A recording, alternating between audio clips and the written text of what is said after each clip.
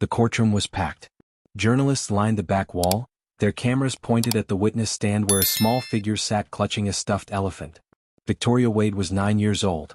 Her navy dress was pressed and perfect, her braids neat and pulled back with a ribbon. But it was her eyes that captured everyone's attention. Dark, intelligent, and completely unafraid.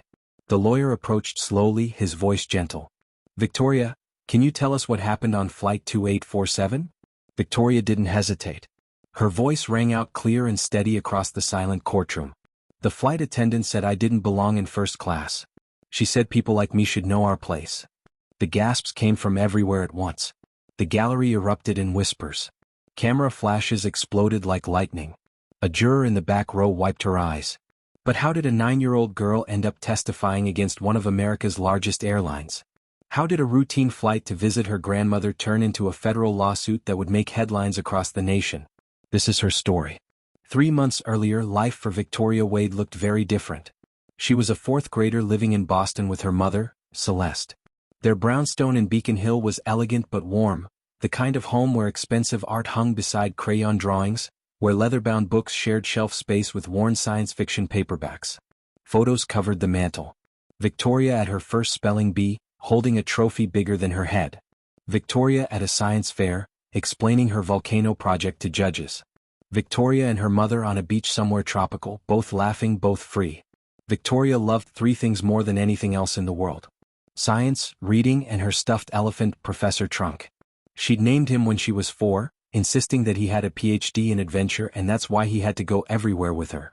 On this particular Tuesday afternoon, Professor Trunk was getting packed for a trip. "Mom, do you think Grandma will take me to the aquarium?" Victoria called out from her bedroom, carefully folding a stack of books into her small suitcase. "I want to see the beluga whales. Did you know their melons can change shape? That's the fatty structure on their heads. They use it for echolocation." Celeste appeared in the doorway, phone pressed to her ear, one finger raised in a just-a-moment gesture. She was in her early 40s, with smooth brown skin and an elegance that seemed effortless. She wore a cream blouse and tailored pants, pearl earrings that caught the light. When she spoke into the phone, her voice was soft but carried an unmistakable authority. "I don't care what the quarterly projections say, Bernard. If the numbers don't account for the market volatility, they're meaningless. Redo them and have them on my desk by Friday." She ended the call and smiled at her daughter. "Sorry, baby." "Now, what were you saying about whale melons?" Victoria grinned and launched into an explanation about echolocation while Celeste helped her pack. They worked together in comfortable rhythm, folding clothes and tucking in books, Professor Trunk watching from his perch on the pillow. "Mom?" Victoria paused, holding a sweater. "What's first class like on a plane?" Celeste looked up, surprised. "Well, the seats are bigger. More comfortable. They give you real food instead of just pretzels." "Why do you ask?" "Jenny at school said her dad always flies first class and that regular people don't get to sit there." Victoria's voice was curious, not hurt. Just seeking information the way she always did. Celeste set down the shirt she was folding and knelt beside her daughter, taking both of Victoria's small hands in hers. Her expression was serious now, the way it got when she wanted Victoria to really listen. "Victoria Amara Wayde, I need you to hear this and remember it. You belong wherever you choose to be. In first class, in a boardroom, in a laboratory, anywhere your brilliant mind and beautiful heart take you. Don't let anyone ever tell you otherwise. Do you understand me?" Victoria nodded slowly, processing this. "But why would anyone say I don't belong somewhere?" Celeste's face darkened for just a moment. Something painful flickered across her features, some old wound reopened. But then she pulled Victoria close, kissing the top of her head, and when she spoke again, her voice was warm. "Some people have old ideas, baby. They judge books by their covers instead of reading the pages. But you're strong. You're brilliant. You're kind. And you're mine. That's all that matters." 2 hours later, they were at Logan International Airport. Victoria's small backpack bounced against her shoulders as she walked, stuffed with her science project notes, a book about space exploration, and of course Professor Trunk peeking out from the top zipper. She was practically vibrating with excitement. This was her first time flying alone. She felt so grown up, so independent. Celeste had bought her a first-class ticket.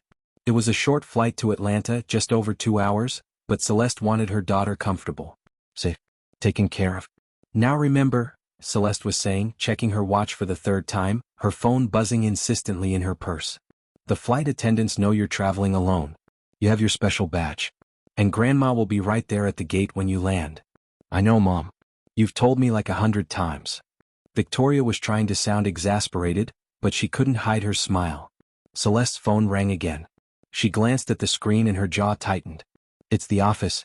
Baby, I'm so sorry. There's an emergency with one of our portfolios. I have to take this. Victoria's face fell slightly, but she nodded. She understood. Her mom worked hard. Her mom was important. I wanted to walk you all the way to the gate, Celeste said, her voice thick with regret. She flagged down an airport worker, a kind-looking woman with a warm smile. But Sandra here will take you through security and make sure you get on the plane. Right, Sandra? Absolutely, Ms. Wayde. We'll take great care of her. Celeste hugged Victoria so tightly the girl squeaked. I love you to the moon and back. Be brave, be smart, and call me the second you land. I love you too, Mommy. Victoria squeezed back just as hard. And then Sandra was leading her away, past the security checkpoint, through the winding terminals. Victoria looked back once and saw her mother standing there, phone to her ear, watching until Victoria disappeared around the corner. She didn't know it then, but that image would replay in her mind 1,000 times in the weeks to come. Her mother, strong and powerful, making sure she was safe. If only safe was something that could be guaranteed. The gate area was busy. Business travelers typed on laptops. Families wrangled excited children. Victoria found a seat and pulled out her space book, Professor Trunk on her lap. Sandra checked her in with the gate agent, making sure everything was documented. Unaccompanied minor. 9 years old. Seat 3A. First class. When boarding was called, Victoria joined the priority line, her special badge clipped to her shirt. Her heart was racing. She'd never been in first class before. Never been on a plane alone. This was an adventure. This was the beginning of something exciting. She climbed the stairs of the jet bridge, her small legs taking the steps 2 at a time. She handed her boarding pass to the flight attendant at the door, a young woman with kind eyes who smiled and pointed her forward. First class is right up front, sweetie. Have a great flight. Victoria walked down the aisle, past the cockpit, counting the row numbers. 3A, window seat. She found it and climbed in, immediately pressing her face to the glass. She could see the baggage handlers loading suitcases, the fuel trucks, the other planes taxiing. It was like being inside her science book, seeing aviation in real life.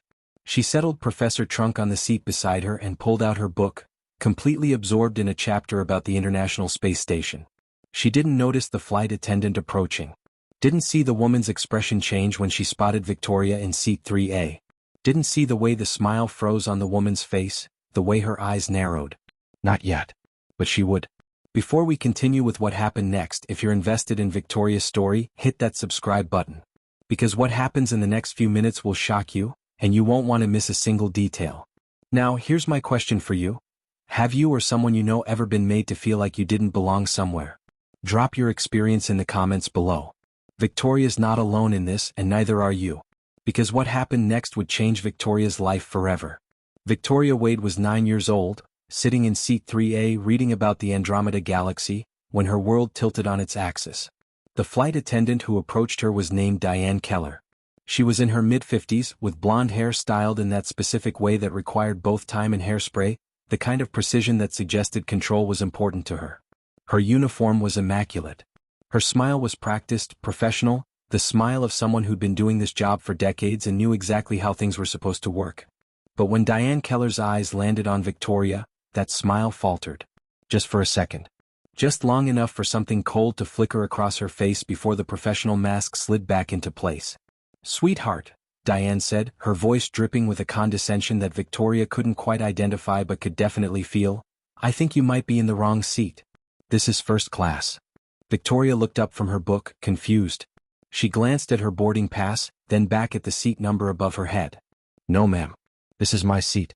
3A. My mom bought the ticket." Diane's smile tightened at the corners. Her tone shifted, becoming sharper, more pointed. "Where is your mother?" "She had a meeting," Victoria explained, still polite, still innocent, still believing that this was just a simple misunderstanding. "I'm flying by myself. I have my special badge." She pointed to the unaccompanied minor badge clipped to her shirt, the one that marked her as a child traveling alone, the one that was supposed to ensure she received extra care and attention. Diane leaned in, examining the badge as if it might be counterfeit. Her lips pressed into a thin line. I'll need to verify this with the gate agent. Victoria nodded, not understanding why verification was necessary but willing to cooperate. She went back to her book, trying to focus on the words about distant galaxies and cosmic dust. But she could feel eyes on her now. Other passengers in first class had noticed the interaction. Some shifted uncomfortably in their seats. Some pretended not to notice at all. In seat 3C, across the aisle, an elderly white man with silver hair and wire-rimmed glasses lowered his newspaper. Harold Brenner was 72 years old, a retired federal judge who'd spent 40 years on the bench. He'd seen enough in his lifetime to recognize injustice when it was unfolding right in front of him. And what he was watching made his jaw tighten. Diane returned moments later with a young man in tow. Trent Holloway was maybe 25, fresh-faced and eager, the kind of gate agent who was still trying to prove himself. He carried a tablet and wore an expression that suggested he really didn't want to be involved in whatever this was. They stood at the front of first class, whispering. But their whispers carried, and their eyes kept darting to Victoria, and everyone in the cabin could feel the tension building like pressure before a storm. Trent tapped on his tablet, scrolling through information. "The ticket is valid," he said quietly. "Purchased by Celeste Wade. Premium frequent flyer account. Over 1 million miles." Diane's face flushed slightly. But instead of backing down, she doubled down. Her voice rose, louder than necessary, loud enough for everyone to hear. "Well, someone made a mistake. This cabin is for premium passengers." Victoria's hands tightened on her book. Something was wrong. She could feel it now, a knot forming in her stomach. "My mom is a premium passenger," she said softly. "She has 1 million miles with this airline." Diane's laugh was sharp and cold. "I'm sure she does, sweetheart." The way she said it. The tone. The emphasis. It wasn't about the miles. It wasn't about the ticket. And somewhere in her 9-year-old mind, Victoria began to understand that this was about something else entirely.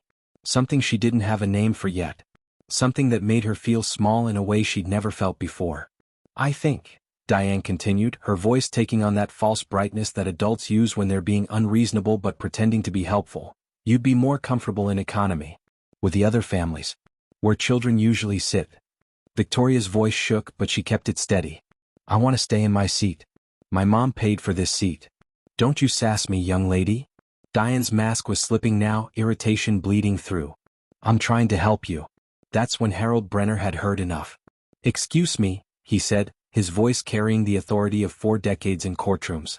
"But the child has a valid ticket. What exactly is the problem here?" Diane turned to him, her smile clicking back into place like a weapon being loaded. "Sir, this is a customer service matter. I'm handling it." "By harassing a 9-year-old? Harold's eyebrows rose. "Because that's what I'm witnessing." Other passengers were reacting now. The cabin divided along invisible lines. In seat 2B, a young Asian woman with sharp eyes and designer glasses looked up from her laptop. Sienna Cho was 31, a tech entrepreneur who'd sold her first startup for 8 figures and was on her way to Atlanta to close another deal. She recognized injustice too. She'd faced enough of it herself. "This is ridiculous," Sienna said clearly. "Leave her alone." A middle-aged businessman in 1D kept his headphones on, determinedly ignoring everything, studying his phone like it held the secrets of the universe. An older woman in 2A clutched her purse tighter, her eyes darting between Victoria and Diane, her discomfort obvious but her silence louder. The captain's voice crackled over the PA system. "Flight attendants, prepare for departure." Diane's jaw clenched. She was running out of time. Running out of patience. Running out of the veneer of professionalism that had been slipping since the moment she'd seen Victoria in that seat. "Last chance," she said to Victoria, her voice low and hard. "Move to economy or I'll have to call security." Victoria's eyes filled with tears. They spilled over, running down her cheeks, but she didn't move. Her voice broke, but her words were clear. "I didn't do anything wrong." And she hadn't. That was the thing. That was the terrible, heartbreaking thing. She was 9 years old, sitting in a seat her mother had paid for, holding a stuffed elephant and a science book, and she was being treated like she'd committed a crime. Diane reached for her headset, pressing the button. "I need backup in first class." Within seconds, another flight attendant appeared. Jasmine Torres was younger, maybe late 20s, with dark hair pulled into a bun and eyes that immediately took in the scene with growing horror. She could see Victoria crying. She could see the passengers watching. She could feel the wrongness of it all. She moved close to Diane, her voice barely a whisper. "Maybe we should just let her stay?" The ticket is paid for. She's not causing any problems. Diane's whisper back was venomous, hissing with a hatred that made Jasmine physically recoil. Don't tell me how to do my job. These people always think they can go wherever they want. These people. Jasmine's eyes widened. She looked at Victoria, at this small crying girl clutching a stuffed elephant, and something broke in her expression. Sympathy. Shame. The recognition that she was witnessing something that would haunt her. Victoria's hands were shaking as she reached for her smartwatch, the kid's phone her mother had given her for emergencies. This was an emergency. She didn't understand what was happening, but she knew she needed her mom. I want to call my mom, she said through her tears. Diane's hand shot out and snatched the watch from Victoria's wrist. No calls during boarding. Give me that. The cabin erupted. Harold Brenner rose to his feet, all 6 feet 2 inches of him, his voice thundering with the authority of a man who'd held people in contempt of court. You cannot confiscate a child's property. I'm a retired federal judge and this is completely inappropriate. Diane whirled on him, flustered now, her control slipping. She's disrupting the flight. Victoria's voice cracked completely, dissolving into sobs. I just want to sit in my seat and read my book. That's when Sienna Cho pulled out her phone and hit record. The red light started. The lens focused on Victoria, tears streaming down her face, on Diane Keller standing over her, on the smartwatch clutched in Diane's hand like evidence of a crime. Diane noticed immediately. Ma'am, you need to put that away. Sienna's voice was cold and clear. I'm documenting what I'm witnessing. This child is being discriminated against. The word hung in the air. Discriminated. It gave a name to what everyone had been feeling but not saying. It made the invisible visible. It turned subtext into text. And in that moment, on that plane, in seat 3A, Victoria Wayde learned a lesson no 9-year-old should have to learn. That the color of her skin could make people treat her like she didn't belong. That prejudice wasn't just something in history books. That hate could wear a flight attendant's uniform and a professional smile. She learned that the world her mother had tried to protect her from had found her anyway. But here's what Diane Keller didn't know. Here's what she couldn't possibly have understood in her anger and her prejudice and her absolute certainty that she was right. Victoria Wayde wasn't just any 9-year-old girl. Anne Celeste Wade wasn't just any mother. If you want to see what happened when a billionaire CEO discovers her daughter has been humiliated and discriminated against at 30,000 feet, you need to subscribe right now. Because the phone call that's about to happen will change everything. Let me ask you this. What would you do if you witnessed something like this happening? Would you speak up like Harold and Sienna? Or would you stay silent like that businessman with his headphones? Tell me in the comments because this moment, this choice to speak or stay silent, it matters more than you think. The plane was supposed to take off in 10 minutes. It wouldn't. Because Jasmine Torres, the flight attendant who'd heard Diane's hateful whisper, who'd seen Victoria's tears, who'd watched this child be humiliated for no reason other than existing in a space someone decided she didn't belong, made a choice. She walked over to Victoria, knelt down beside her seat, and gently returned the smartwatch to her small, trembling hands. Call your mom, honey, Jasmine whispered. And Victoria did. Victoria's fingers trembled as she pressed her mother's contact on the smartwatch screen. The device felt heavy in her small hands, heavier than it had ever felt before. Around her, the first-class cabin had gone silent. Everyone was watching. Waiting. The tension was so thick you could cut it with a knife. The phone rang once. Twice. 300 miles away in Boston, Celeste Wade stood at the head of a glass-walled conference room on the 42nd floor of a building that overlooked Boston Harbor. 15 executives sat around a mahogany table, their attention fixed on the presentation she was delivering about quarterly portfolio performance and market projections. Charts and graphs glowed on the screen behind her. Numbers that represented billions of dollars in managed assets. Her phone buzzed on the table. She glanced down and saw the name, Victoria, emergency contact. Everything else ceased to matter. Excuse me, Celeste said, her voice suddenly clipped. She didn't wait for a response. She grabbed her phone and walked out of the conference room, her heels clicking sharply against the marble floor. The door closed behind her, sealing off the confused murmurs of the executives. Baby? Celeste's voice softened immediately. What's wrong? And then she heard it. The sound that would later replay in her nightmares. The sound of her daughter sobbing, gulping for air between words, trying so hard to be brave but falling apart. Mom, Victoria's voice cracked. They won't let me sit in my seat. The flight lady is being mean. She took my phone and said I don't belong here. She said people like me should know our place and she wants to make me move and I didn't do anything wrong, Mommy. I promise I didn't do anything wrong. The words tumbled out in a rush, 9 years of innocence shattering in real time. Celeste Wayde's entire body went rigid. Her face, always so carefully controlled, transformed. The softness vanished. Her eyes turned to ice. When she spoke again, her voice was no longer that of a mother comforting her child. It was the voice of a woman who'd built an empire, who'd fought her way through boardrooms filled with men who'd underestimated her, who'd learned that power wasn't just about money but about knowing exactly when and how to use it. Put her on the phone, Celeste said, each word sharp as a blade. Now. Back on the plane, Victoria held out the smartwatch to Diane with a shaking hand. Diane took it, her expression a mixture of annoyance and condescension. She clearly expected to handle this mother the same way she'd been handling the daughter. With dismissal. With that practiced customer service voice that said everything and nothing. Ma'am, Diane began, her tone dripping with false sweetness, we're just trying to ensure your daughter is comfortable. Celeste cut her off. Her voice could have frozen fire. My name is Celeste Wayde. I am the CEO of Wayde Capital Holdings. We manage the pension fund for your airline's employees. Every single one of them. Their retirements, their futures, their security. Now, I'm going to say this once, and I need you to listen very carefully. Diane's face began to drain of color. Around the cabin, passengers leaned in, not even pretending not to listen anymore.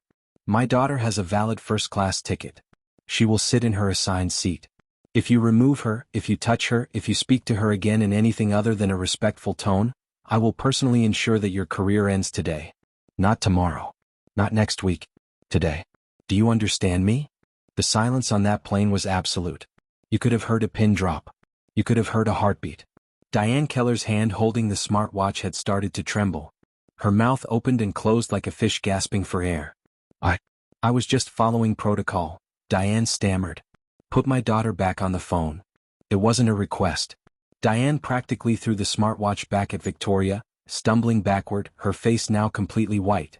Victoria caught it, her tears still falling but something else emerging in her expression. Oh, relief. The knowledge that her mother, her protector, was handling this. Baby? Celeste's voice had transformed again, soft and warm and full of love. Baby, you did the right thing. Calling me was exactly right. You were so brave. Now, I need you to stay brave just a little longer, okay? Stay in your seat. Don't move. I'm making some calls. Everything is going to be fine. I promise you. Do you believe me? Victoria nodded, then remembered her mother couldn't see her. Yes, Mommy. I love you to the moon and back. I love you too, Mommy. The call ended. Victoria clutched the smartwatch to her chest like a lifeline.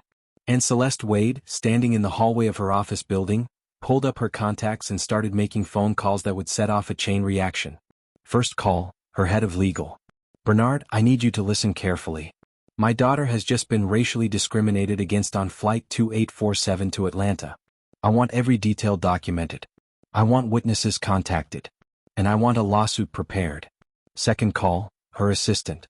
Cancel everything for the rest of the day. Everything. I don't care what it is. Third call, the airline's corporate headquarters. It took her exactly 4 minutes to get through to someone with actual authority. 4 minutes of I'll transfer you, and can I take a message, until she said 5 words that made things happen very quickly. This is about your pension fund. Within 5 minutes of Victoria's call to her mother, Captain Preston Vale was sitting in the cockpit running through his pre-flight checklist when his phone rang. Not the aircraft phone. His personal cell. The number on the screen made his stomach drop. Douglas Penmark, CEO of the airline. Preston had been flying for this company for 18 years and had never once received a personal call from the CEO. Captain Vale, the voice on the other end was tense, barely controlled panic underneath professional calm. We have a situation in first class. The passenger is Victoria Wayde, 9 years old, daughter of Celeste Wayde. Wayde Capital Holdings manages our pension fund. I'm told your flight attendant has been harassing this child. I'm told threats have been made about removing her from a valid ticket. Preston, I need you to understand something. If that child is harmed, if she is further traumatized, if one more thing goes wrong, we are looking at a lawsuit that could bankrupt this airline. Fix this. Now. Preston Vale unbuckled his seatbelt. Yes, sir. He emerged from the cockpit, his captain's uniform commanding immediate attention.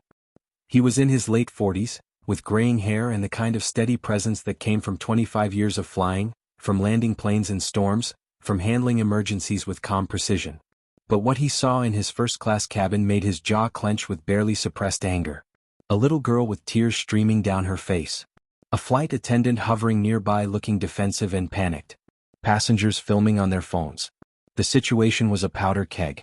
"Miss Keller," Preston's voice cut through the cabin like a command, "I need you to step aside. Now." Diane turned to him, her eyes desperate. "Captain, I was just. My cabin. My rules. Step aside." The authority in his voice was absolute. Diane stepped back, her hands fluttering uselessly. Preston walked to Victoria's seat and knelt down beside it, bringing himself to her eye level. His voice, so commanding moments before, gentled completely. "Victoria, I'm Captain Preston Vale. I'm so sorry about what happened to you. That should never have happened. You are absolutely welcome in this seat, and I'm going to make sure the rest of your flight is perfect. Okay." Victoria wiped at her tears, looking at this man in his uniform with the gold stripes on his shoulders. "Okay," she whispered. Preston looked up at Jasmine Torres, who was standing nearby wringing her hands. "Get Victoria anything she wants. Snacks, drinks, whatever she needs. Make her comfortable." "Yes, Captain," Jasmine said, relief flooding her voice. Then Preston stood, his face hardening again. He pressed his headset. "Ground crew, I need Diane Keller off this aircraft immediately. Security escort." Diane's face went from white to red. "You can't do this. I've been with this airline for 23 years. Preston turned to her, and his voice was colder than Victoria had ever heard another human being sound. "And you just ended your career. You discriminated against a child. You confiscated her property. You traumatized her. And you did it all in front of witnesses with cameras. You're done. Leave. Now." Two security officers appeared at the aircraft door. They didn't touch Diane, but their presence was unmistakable. Diane gathered her things with shaking hands, her face a mask of shock and denial. As she walked down the aisle toward the exit, something unexpected happened. The passengers started clapping. It started with Sienna Cho in 2B, a slow, deliberate clap. Then Harold Brenner joined in. Then others. The applause grew, filling the cabin, a sound of justice and solidarity and the collective relief of witnessing something wrong being made right. Diane's face crumpled. She walked faster, practically fleeing, and disappeared out the door. The cabin settled into a different kind of silence. A lighter one. A relieved one.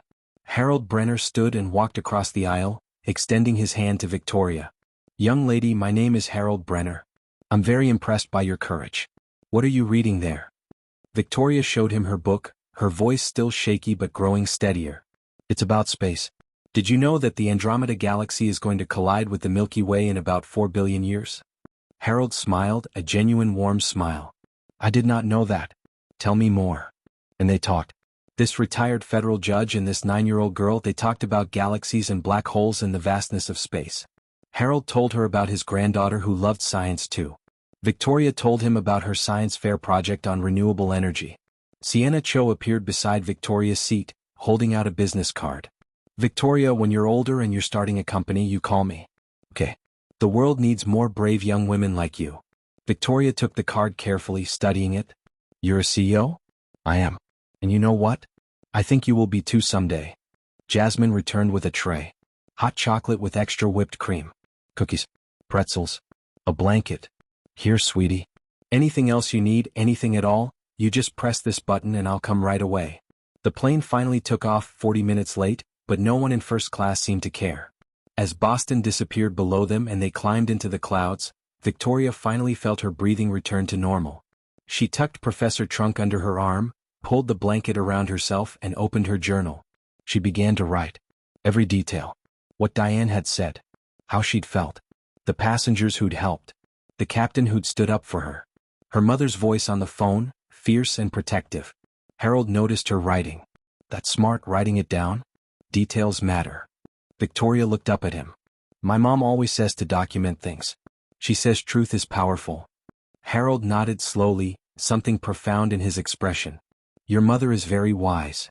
If you're feeling emotional right now, if you're thinking about all the Victorias in the world who face this kind of treatment, hit that subscribe button. Because this story isn't over. The legal battle that's coming will shake an entire industry. You won't want to miss it.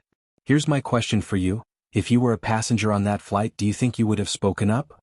Or would you have stayed silent? Be honest with yourself. Drop your answer in the comments. Because the courage of witnesses, the people willing to say, "This is wrong," that's what changes the world. Victoria Wayde flew the rest of the way to Atlanta in peace. She finished 2 chapters of her book. She drank her hot chocolate. She even smiled when Jasmine brought her a wing pin from the cockpit, a gift from Captain Vale. But she didn't forget. She couldn't forget.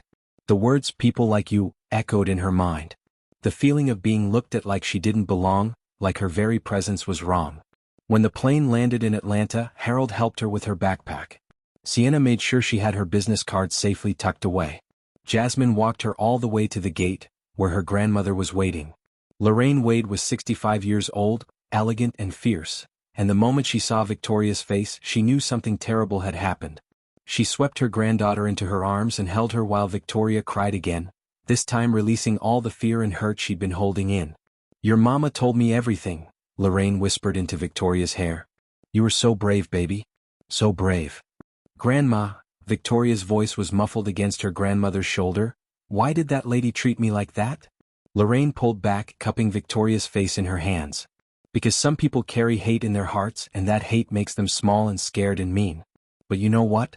You showed everyone that hate doesn't win. Truth does. Love does. Courage does." Victoria nodded, not entirely understanding but trusting her grandmother's words. What Victoria didn't know, what she couldn't know yet, was that her mother's phone calls were just the beginning. That by the time she'd landed in Atlanta, Celeste Wayde had already assembled a legal team. That Sienna Cho's video was already going viral on social media. That the airline stock had already started dropping. That Diane Keller was already in a meeting with HR, her 23-year career ending in disgrace. That a 9-year-old girl's refusal to be silent was about to change everything.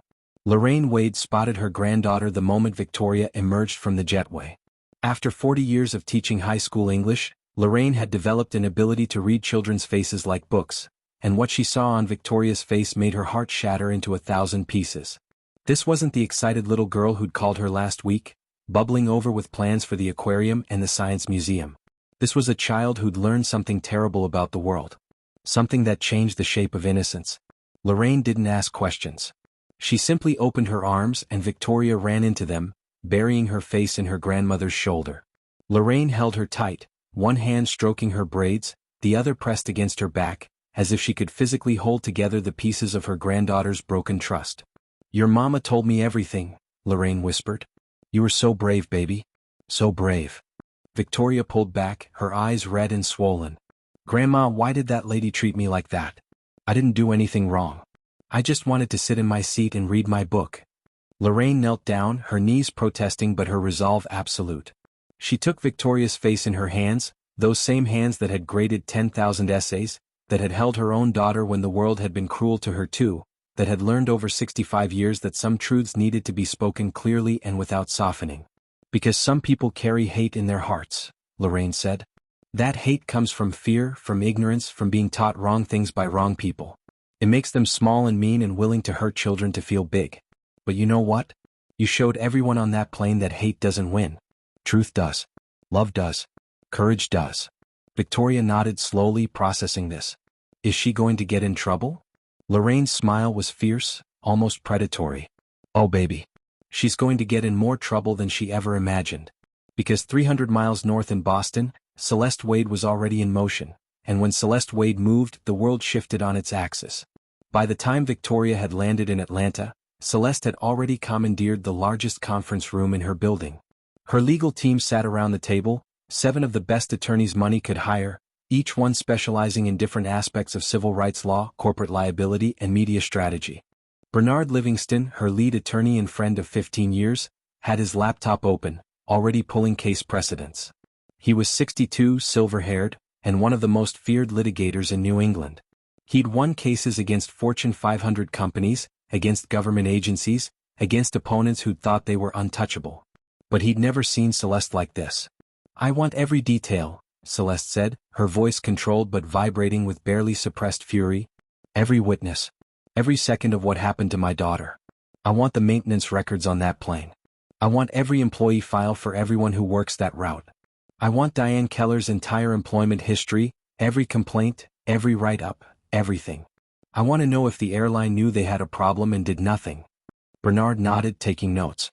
Celeste, I need to say this. The airline is already terrified. Their CEO called me personally. They're willing to settle. Generous settlement. 7 figures. Full apology.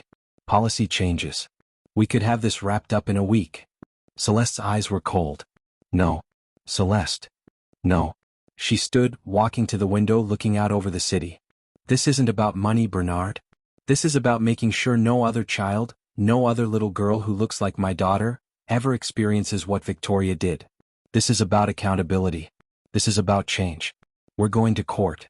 Bernard exchanged glances with the other attorneys. They all knew that look. There would be no negotiating. Then we build the case, Bernard said. And we make it bulletproof. By that evening the news had broken. Major airline faces discrimination lawsuit after 9-year-old passenger allegedly harassed by flight attendant. The story was everywhere. CNN, MSNBC, Fox News. Every major network picked it up. But it was social media where it truly exploded. Sienna Cho had posted her video. 3 minutes and 47 seconds of raw footage showing Victoria crying, showing Diane Keller standing over her, showing the moment the smartwatch was confiscated, showing other passengers intervening. The video was undeniable. Damning. Impossible to spin. Within 6 hours, it had 2 million views. Within 12 hours, 10 million. Within 24 hours, it was the most watched video on the internet. The hashtag Justice for Victoria started trending. People shared their own stories of discrimination.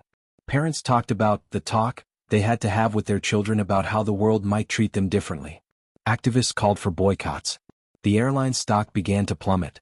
Diane Keller, in a spectacular display of poor judgment, tried to give interviews. She appeared on a local news station, her voice shaking, insisting she'd been misunderstood, that she was just doing her job, that she didn't see color, and people were making this about race when it wasn't. The internet tore her apart. Every word she said was analyzed, fact-checked, and found wanting. Old social media posts were dug up, posts that revealed exactly the kind of person Diane Keller was, posts with racist jokes and complaints about those people getting special treatment. Her name became synonymous with exactly the kind of casual racism that people of color faced every day. The airline had no choice. Within 48 hours they released a statement. We are deeply sorry for the incident involving passenger Victoria Wayde. The behavior of our employee was completely unacceptable and does not reflect our values. Diane Keller has been suspended without pay pending a full investigation. We are reviewing our policies and procedures to ensure this never happens again. We are reaching out to the Wayde family personally to apologize and make amends. But Celeste Wayde wasn't interested in their apologies. She was interested in justice. 3 months passed. 3 months that changed everything. Victoria spent those months in therapy. Dr. Patricia Chen was a child psychologist who specialized in trauma, and she worked gently with Victoria to process what had happened.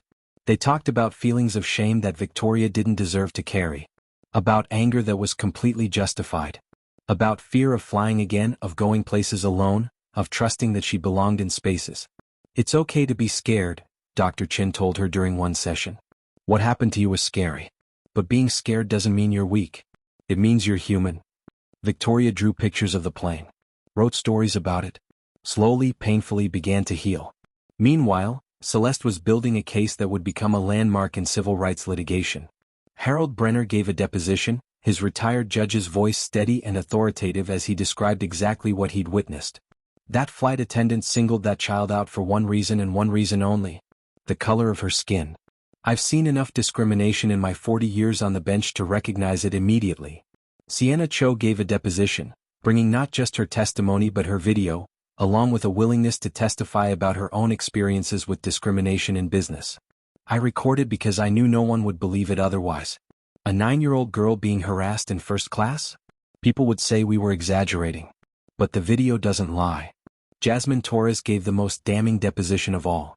She'd quit the airline 2 weeks after the incident, unable to continue working for a company that had allowed Diane Keller to behave that way for years. This wasn't the first time, Jasmine testified, tears streaming down her face. I'd heard Diane make comments before. About passengers. About where certain people belonged. I should have reported it. I should have done something. But I was scared of losing my job. I'll regret that silence for the rest of my life. Expert witnesses were brought in. Dr. Raymond Foster, a psychologist specializing in childhood trauma and racial discrimination, Prepare to report on the long-term psychological impact of experiences like Victoria's. Professor Linda Washington from Harvard Law School prepared testimony on the history of racial discrimination in commercial aviation, dating back to the industry's earliest days. The airline's lawyers tried everything. They attempted to settle 6 different times, each offer larger than the last. 8 figures. Policy changes. Diversity training. Public apologies from the CEO himself. Celeste refused every single one. They still don't get it, she told Bernard after the 6th settlement offer. They think this is about money. They think they can write a check and make it go away. But you can't pay your way out of having traumatized a child. You can't buy your way out of institutional racism. One evening, about 2 weeks before the trial was set to begin, Victoria found her mother in the home office, surrounded by documents and legal briefs. Celeste looked tired in a way Victoria had never seen before. There were shadows under her eyes. Her usually perfect hair was pulled back in a messy bun. "Mommy?" Victoria's voice was small. "Do I have to go to court? I'm scared." Celeste immediately pushed away from the desk, opening her arms. Victoria climbed into her lap, even though she was getting too big for it, because sometimes 9-year-olds still need their mothers to hold them like they're little. "Yes, baby," Celeste said honestly. "You do have to go to court. But not for them. Not for the airline or their lawyers or the judge. For you. And for every little girl who looks like you who deserves to fly first class or sit anywhere she wants or be anywhere she chooses without someone questioning if she belongs." Victoria was quiet for a long moment. "Will you be there?" "Every second. Right next to you. I promise." "What if I mess up? What if I say the wrong thing?" Celeste tilted Victoria's chin up so their eyes met. "Baby, all you have to do is tell the truth. That's it. Just tell them what happened, exactly how it happened. The truth is powerful, remember? The truth is on our side." And so, 3 months after that terrible flight, Victoria Wayde found herself back where we started. In a federal courtroom. Taking the witness stand. With her mother watching from the front row, her grandmother beside her, Harold Brenner and Sienna Cho in the gallery, and Jasmine Torres ready to testify. The lawyer approached her gently. "Victoria, can you tell us what happened on Flight 2847? And Victoria did. Her voice clear and steady, she described everything. Getting on the plane, excited and nervous. Diane Keller approaching her. The way the flight attendant's smile had disappeared when she saw Victoria in first class. The accusations. The demands to move. The confiscation of her phone. The way it had made her feel. Small. Unwanted. Wrong for existing. Then the lawyer asked, "Did you write about your experience?" Victoria nodded. "Yes, sir. On the plane after everything calmed down. Mr. Brenner told me details matter, and my mom always says to document the truth. Do you have that journal with you?" Victoria reached into her bag and pulled out a small notebook with a unicorn on the cover. The lawyer asked permission from the judge to enter it as evidence, then handed it back to Victoria. "Would you read us what you wrote that day?" Victoria opened the journal, her hand steady now. She found the page.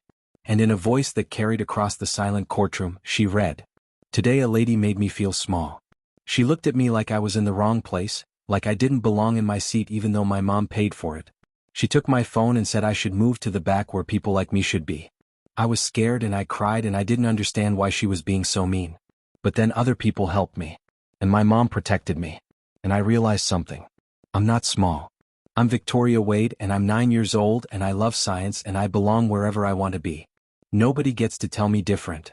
The courtroom was absolutely silent. You could have heard a heartbeat. Several jurors were crying openly.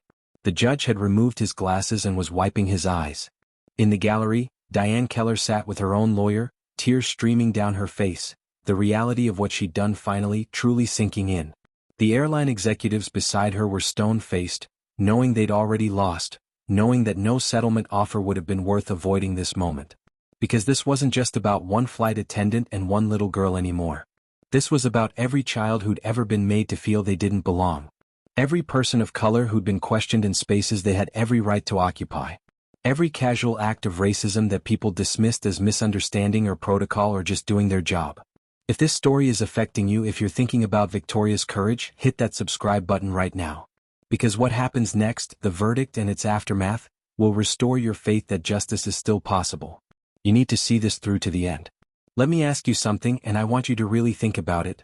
Do you think Victoria would have gotten justice if her mother wasn't wealthy and powerful? Do you think the airline would have cared if Celeste Wayde couldn't threaten their pension fund? Drop your honest answer in the comments. Because this question matters more than we want to admit. The trial would last 3 more days. Witness after witness would take the stand. Expert testimony would be given. The airline's lawyers would try futilely to argue that this was a simple misunderstanding, that Diane Keller hadn't meant anything racial, that the company shouldn't be held liable for one employee's actions.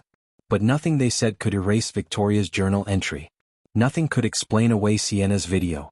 Nothing could justify what had happened to a 9-year-old girl who just wanted to read her book about space and visit her grandmother. The jury would deliberate for 3 hours. And then they would deliver a verdict that would echo through the aviation industry for years to come. 3 hours. That's all it took. The jury filed back into the courtroom at 4:47 p.m. on a Thursday afternoon, and you could feel the electricity in the air. Reporters pressed against the gallery railing. Cameras positioned outside captured every person entering and exiting. The nation was watching. Waiting. Victoria sat between her mother and grandmother, her small hand clasped tightly in Celeste's. She'd changed out of her testimony clothes and was wearing jeans and a sweater with planets on it. Professor Trunk sat in her lap. She looked like what she was, a 9-year-old girl who just wanted this to be over. The judge, Honorable Margaret Chin, had presided over hundreds of cases in her 23 years on the bench. She'd seen corporate malfeasance, seen discrimination cases, seen children testify about terrible things. But something about this case had gotten under her skin. The casual cruelty of it. The absolute unnecessariness of the trauma inflicted. Has the jury reached a verdict? Judge Chin asked. The jury foreman stood. He was a black man in his 50s, a high school teacher named Marcus Williams who'd been taking notes throughout the entire trial. We have, Your Honor. Please read the verdict. Marcus Williams looked down at the paper in his hands, then directly at Victoria. In the matter of Wayde versus Transcontinental Airlines, we the jury find in favor of the plaintiff, Victoria Wayde, on all counts. The courtroom erupted. Gasp. Cries. Someone in the back started clapping before the bailiff shut it down. Celeste closed her eyes, her grip on Victoria's hand tightening. Lorraine let out a breath she'd been holding for 3 months. Judge Chin banged her gavel. Order.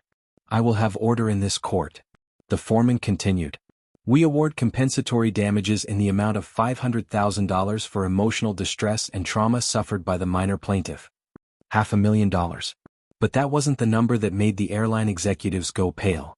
We award punitive damages in the amount of $4 million to be paid by Transcontinental Airlines as a message that corporations cannot allow discrimination to flourish unchecked, and that the trauma inflicted on children will be met with severe consequences.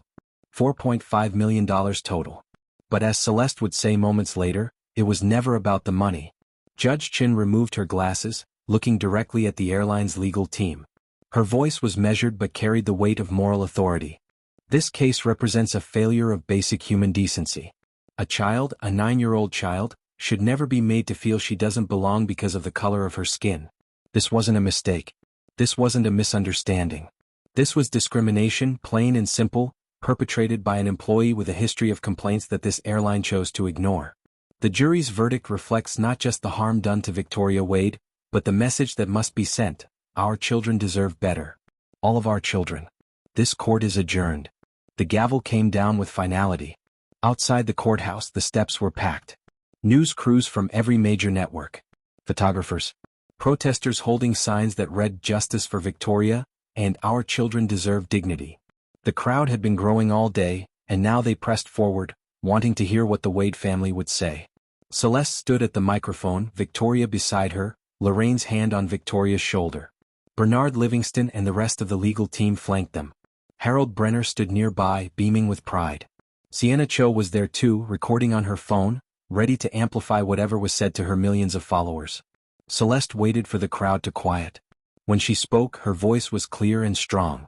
3 months ago, my daughter was discriminated against on a commercial flight. She was harassed, humiliated, and traumatized, not because she did anything wrong, but because a flight attendant decided that a little black girl didn't belong in first class. Today, a jury agreed that what happened to Victoria was wrong. Today, justice was served. The crowd cheered. Celeste waited, then continued. But I want to be very clear about something. This was never about money. Not for us.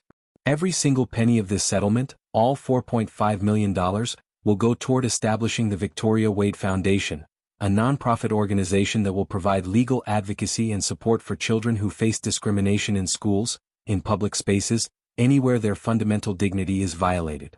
More cheers louder now. Someone started chanting, "Victoria! Victoria!" and others joined in.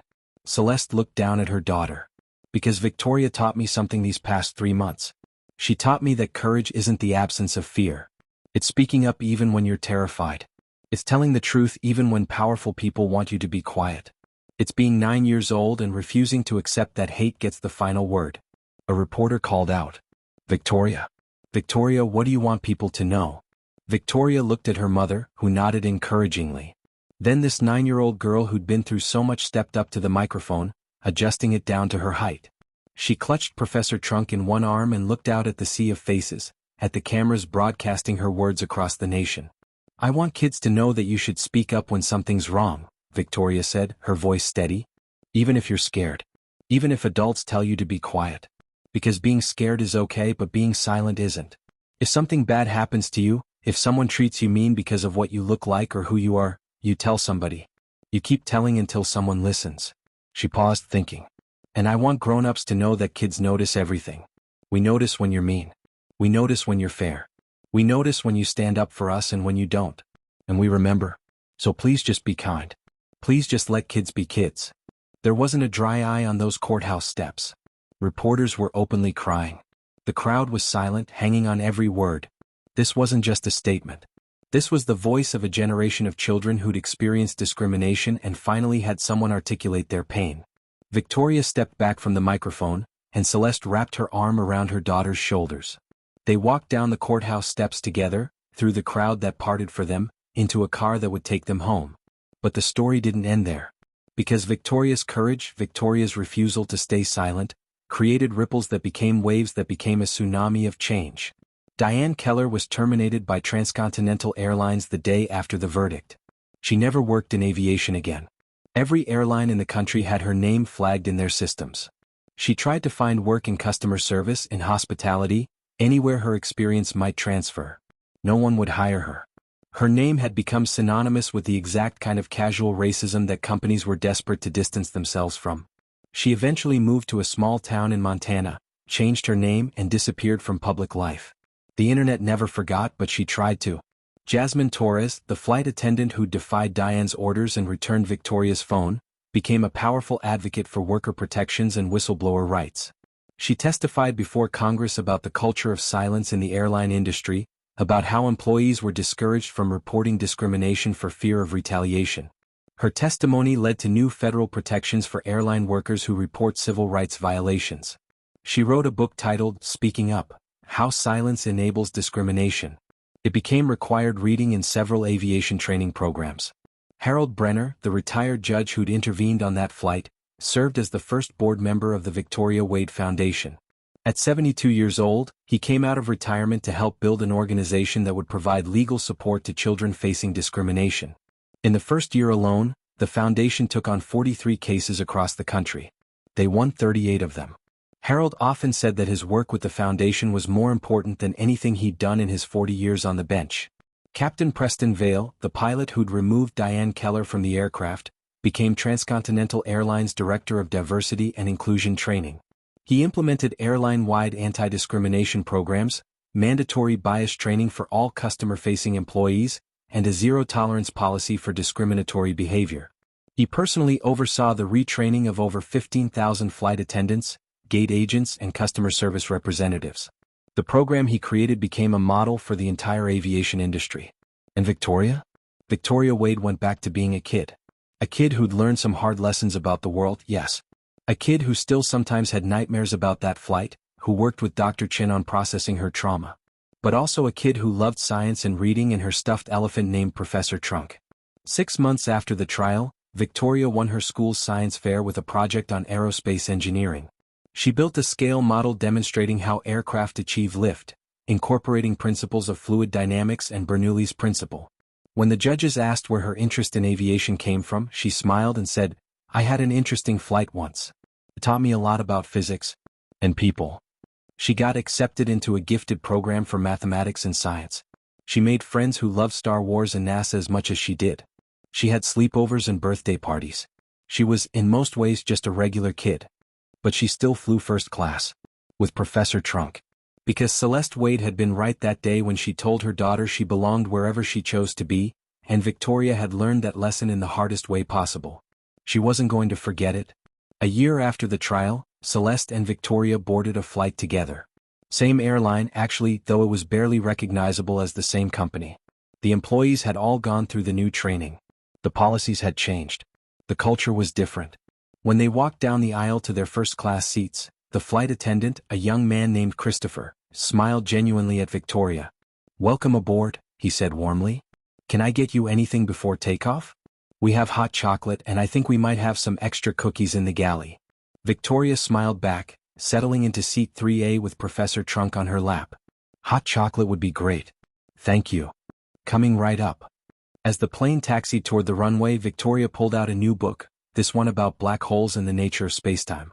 Celeste watched her daughter, this brave, brilliant, resilient girl, and felt her heart swell with pride and pain in equal measure. "You okay, baby?" Celeste asked softly. Victoria looked up, thought about it, then nodded. "Yeah, Mommy. I'm okay. I'm better than okay, actually. Yeah. Because I know something now that I didn't know before." "What's that?" Victoria's smile was wise beyond her 9 years. "I know that my voice matters. That speaking up changes things. That truth is powerful, just like you always said." She paused, looking out the window as the plane lifted into the sky. "And I know that I belong wherever I want to be. Nobody gets to tell me different." The plane climbed higher, breaking through the clouds into brilliant sunshine.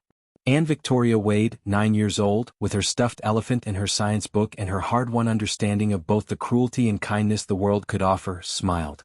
Because she knew something that Diane Keller would never understand. Hate might be loud, but truth is louder. Fear might be powerful, but courage is stronger. And one child's refusal to stay silent could change everything. If Victoria's story moved you, if her courage inspired you, make sure you're subscribed to this channel. Because stories like this, stories about ordinary people standing up to injustice, stories about children being braver than adults, stories about how change really happens, this is what we're about. Hit that subscribe button. Join this community. Because we need more people willing to stand up, speak out, and refuse to accept that discrimination is just the way things are. And here's my final question for you, the one I want you to really sit with. What injustice have you witnessed that you stayed silent about? What moment do you wish you'd been brave enough to speak up? Drop your story in the comments. No judgment. Just honesty. Because Victoria showed us that it's never too late to find your voice. That speaking up, even when you're scared, is how we make the world better. One voice at a time. One story at a time. One act of courage at a time. Victoria Wayde was 9 years old when she learned that people would judge her by the color of her skin. But she was also 9 years old when she learned that her voice could shake an industry, that her truth could inspire millions, and that courage wasn't about being unafraid. It was about being afraid and speaking up anyway. And that's a lesson we all need to remember. Thank you for watching Victoria's story. Share it. Talk about it. And most importantly, when you see injustice, when you witness discrimination, when you see someone being treated as less than human, remember this 9-year-old girl who refused to stay silent. And find your voice too.